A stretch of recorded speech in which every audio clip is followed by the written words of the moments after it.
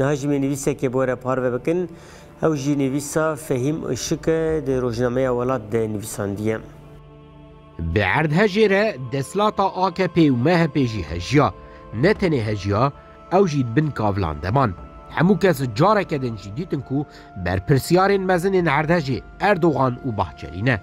بگومان عردهج بوینه که خوزاییه تکس نکاره لبر بوینین خوزایی راوسته لهمبری وی راستیه تدبیر گرینگن رای دار جی تدبیران بر پرسیارن تدبیر جی دوی لگوری ری و ری بازین زانستی بینه گرتن راسته دسلاتین کمارا ترکی ینج دامزراندن حتا ایرو لهمبری بوینین خوزایی چه تدبیر نگرتنه لی AKP و MHP نتنه تدبیر نگرتنه بسردجی دزینه تالان کرنه devje tedbir girtinê berdane bi dizî û gendeliyê xwe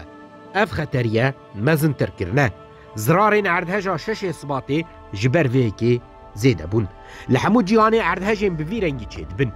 lê li çi erdan ew qas avahî hilnaweşin ev qas însan jiyana xwe ji dest nadin hilweşîn û mirinên mezin ji ber çavbirçîtiya deslata AKP û MHP derkete holê ev yek bê tena serê xwe bi şerê li dijî Kurdan jî nayê tarîf kirin şer ji bo deslata wan derfete lê ew bi taybetî jî Erdogan vê derfetê ji bo xwe der û dora xwe bi kar aniye nihal dora Erdogan binerin çend sed kes ku duan de 20 salên dûmahî de bûne xwedî mal û milk bi milyonan bi milyaran dolar dilîzin bîne ber çavê xwe ew çavbirçîtî bû sedema ku îro herî kêm 100,000 kes dibin avahiyan deman û mirin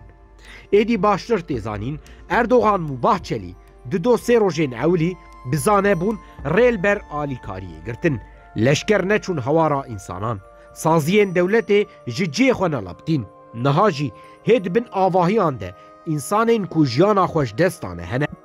kavilan bi dozeran radikin ev hemû li gorî planekê pêkanîn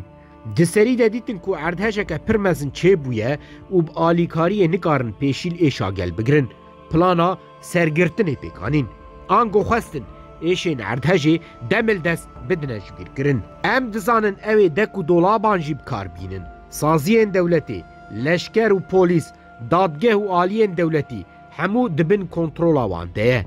dixwazin biriya wan ango biriya zor û dek û dolaban di hilbijartinê de bi ser bikevin rast e têk çûne êdî hemû cîhan jî zane ku ew bi hêza gel nikarin deslatdariya xwe biparêzin lê dîsa jî divê em bizanibin ku ew derfeta wan heye ku bi dek û dolaban deslata xwe biparêzin ango bi plana kaosê û bi hêza dewletê dikarin ji hilbijartineke din jî derkevin ev jî rastiyeke berbiçav e di rewşeke wisa de berpirsiyarî dikeve ser milê muxalefetê heke muxalefet nikaribe pêşengiya vê heyamê bike ango ji bo têkbirina Erdogan û Bahçelî hevgirtineke xurt pêk nehê ew ê hemû gel wenda bikin siberoja gel jî wê jiya îro xirabtir bibe